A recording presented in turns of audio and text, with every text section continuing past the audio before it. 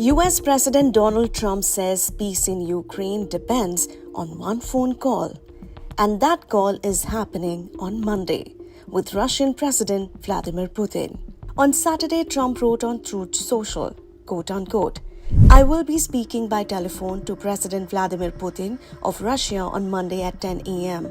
The subjects of the call will be stopping the bloodbath that is killing on average more than 5,000 Russian and Ukrainian soldiers a week and trade. I will then be speaking to President Zelensky of Ukraine and then with President Zelensky, various members of NATO.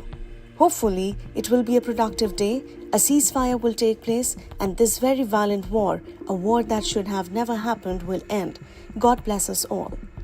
The announcement comes just a day after Ukraine and Russia did something they hadn't done in 3 years, held face-to-face talks in Turkey. It was a long-awaited breakthrough since March 2022. Trump had earlier claimed that no meaningful peace process would move forward until he and Putin talked directly. Trump said this week, quote unquote, "I don't believe anything is going to happen, whether you like it or not, until he and I get together." Trump also announced he plans to speak with Ukrainian President Volodymyr Zelensky and several NATO leaders after his conversation with Putin. He wrote, quote unquote, "Hopefully it will be a productive day, a ceasefire will take place, and this very violent war, a war that should have never happened, will end."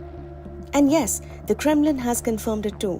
Russian spokesperson Dmitry Peskov told state news agency TASS that preparations for the phone call are underway. No further details were shared. So what led to this sudden burst of diplomacy? In Turkey, both sides sent delegations for the first time since 2022.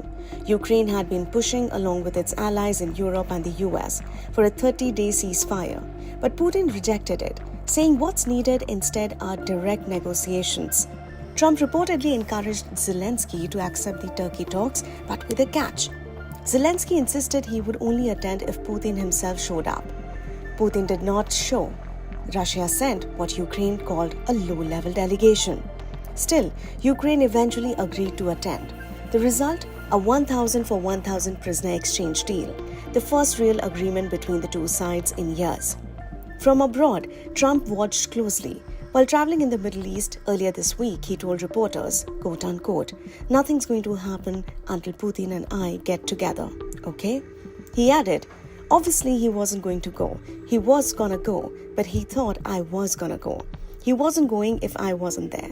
Speaking to Fox News, Trump said he's tired of other people handling the negotiations, quote unquote. "He's at the table and he wanted this meeting, and I always felt there can't be a meeting without me because I don't think a deal is going to get through." Meanwhile, Trump's Secretary of State Marco Rubio also got involved. Rubio spoke with Russian Foreign Minister Sergei Lavrov on Saturday. According to the State Department, Rubio welcomed the prisoner exchange deal from the Turkey talks and delivered Trump's message. The US is committed to achieving a lasting end to the Russia-Ukraine war. Rubio also posted on X, quote unquote, "The US has presented a strong peace plan and we welcome the prisoner of war exchange agreement reached in Istanbul. Let's not miss this huge opportunity. The time for ending this war is now." Trump has repeatedly refused to cast Putin as the main obstacle to peace, but he did say this, quote unquote, "Putin is tired of this whole thing.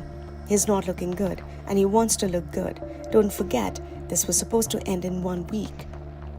So, will Trump's Monday call with Putin change the course of the war, or will it just be another high-stakes conversation with no results?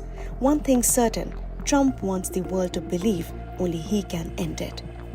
That's all for now. For more such explainers and news updates, don't forget to like, share and subscribe to our channel, The Indian Express. Thank you so much for watching.